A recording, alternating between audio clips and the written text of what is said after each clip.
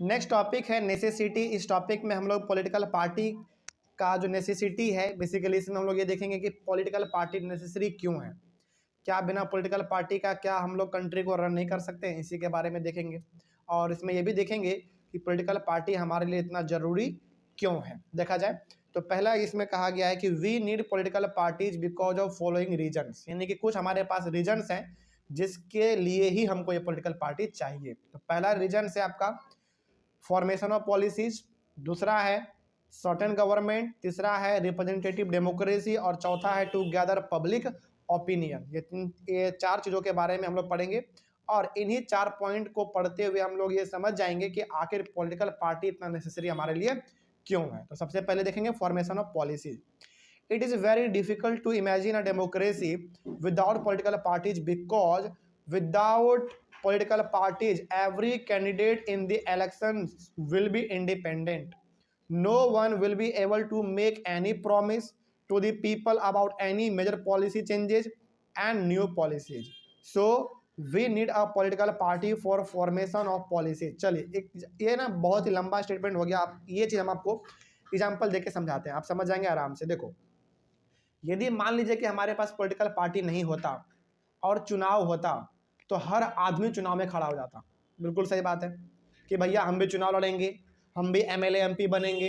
अब जरा सोचो, मान लो कि एक जगह है जहां से 100 आदमी चुनाव लड़ रहा है, तो बताओ क्या इस केस में आप किसी लीडर को चूज कर पाते कि किसको वोट देना है? क्योंकि 100 लीडर है, किसको आप वोट देना चाहोगे? बैठ के आप क्या करोगे? कैलकुलेशन करोगे 100 के बारे में, जानोगे कौन बढ़िया है। अब बढ़िया कोशिश भी कर लोगे ना पता करने का, आप नहीं कर पाओगे। कहने का मतलब यदि पॉलिटिकल पार्टी हमारे पास नहीं होगा तो हर कैंडिडेट आपस में अपने आप को आज़ाद समझेगा कि हाँ यार हम हैं, हम भी चुनाव लड़ सकते हैं, हम भी चुनाव जीत सकते हैं। और इस केस में कोई भी कैंडिडेट अच्छा प्रॉमिस नहीं कर पाएगा हमसे कि हाँ हमको वोट दो, हम चुनाव जीतेंगे तो ये कर देंगे वो कर देंगे। और जब ऐसा नहीं होगा तो क्या आप किसी भी पॉलिटिकल पार्टी के मतलब किसी भी लीडर को आप चुन पाओगे? बढ़िया से नहीं चुन पाओगे। तो वही इसमें कहा गया है कि एक डेमोक्रेटिक कंट्री में बिना पॉलिटिकल पार्टी का गवर्नमेंट बन पाना बड़ा मुश्किल है, बड़ा मुश्किल है। देखो, यदि एक मोनार्की वाला सिस्टम हो जहाँ पे राजा केवल मालिक होता है तो वहाँ पे चल सकता है, पॉलिटिकल पार्टी नहीं भी रहेगा तो चलेगा। जहाँ पे डिक्टेटरशिप होता है, मतलब जहाँ पे मिलिट्री हेड होता है, वहाँ भी चलेगा। लेकिन डेमोक्रेटिक कंट्री में पॉलिटिकल पार्टी होना बहुत ही ज़रूरी है, क्योंकि बिना पॉलिटिकल पार्टी का कंट्री को रन कर पाना बड़ा हमारे लिए मुश्किल हो जाएगा। और चुनाव जब होगा तो बहुत सारे आदमी चुनाव में खड़े हो जाएंगे और हर कोई एक तरीके का प्रॉमिस करेगा, हम ये कर देंगे वो कर देंगे, और आप कंफ्यूज हो जाओगे, आप समझ ही नहीं पाओगे कि किसको वोट देना सही रहेगा। तो क्या इस तरीके से क्या किसी प्रकार का पॉलिसी बन पाएगा बढ़िया? बताओ, नहीं बन पाएगा।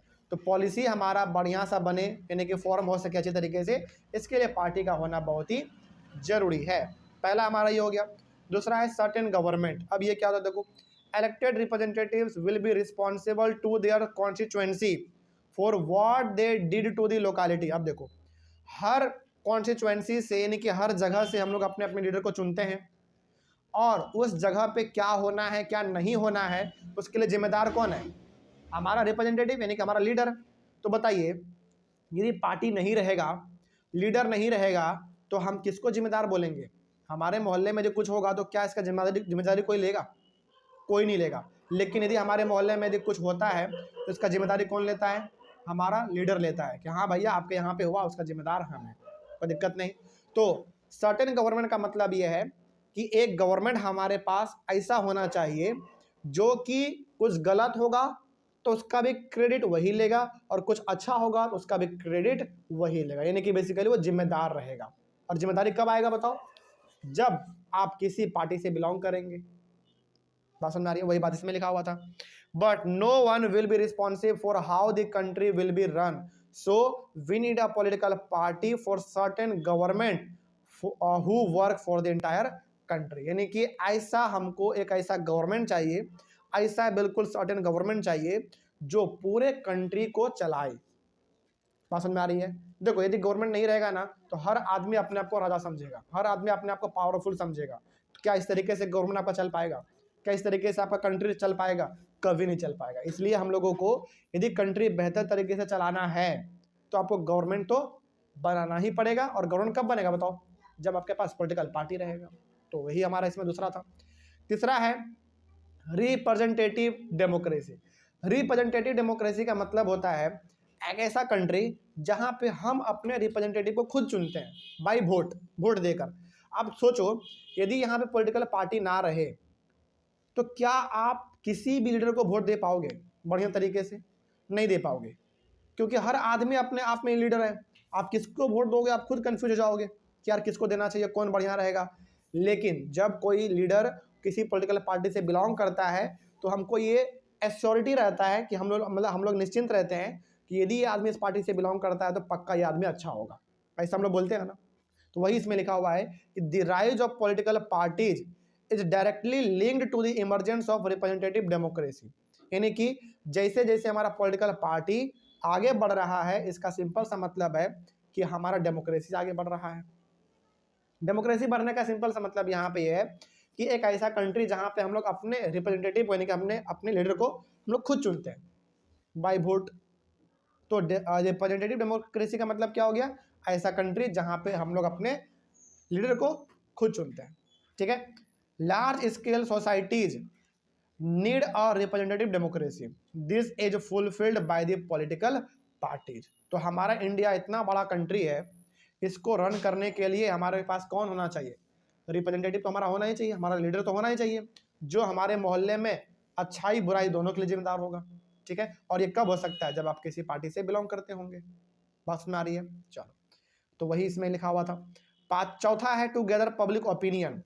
As societies become large and complex, they also needed some agency to gather different opinion on various issues and to present these opinions to the government.